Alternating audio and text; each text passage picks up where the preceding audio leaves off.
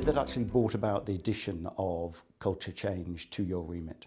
When we think about safety, a lot of people think of it as something that's already gone wrong and looking in the rearview mirror about investigating and finding out the reasons and then being able to take steps to put those right.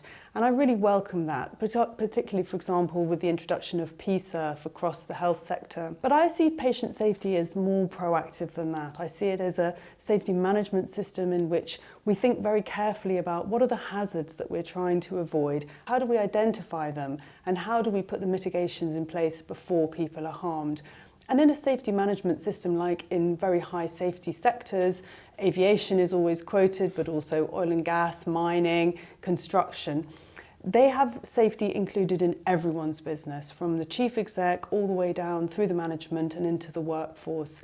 And that's where I'd like to see safety seen in the health service, so that it's seen as the role of the Secretary of State, the Chief Exec of NHS England, and all the way down. And that is what's going to make a really big difference to the interactions that patients have with people providing care to them.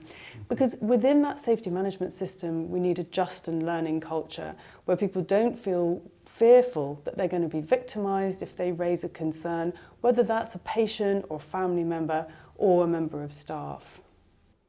And you, I've heard you say before, you've often talked about speaking up, listening up and following up.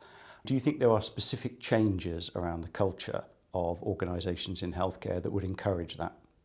Well, in my previous role, I was very focused on creating the right listening culture for staff with freedom to speak up. And you're absolutely right, the speaking up is only the first part of it. It's what's then done with that information. So the role of leaders in creating a listening up and a following up culture is absolutely vital. But too often I hear examples that patients have raised concerns, they haven't been listened to, and as a consequence harm has occurred.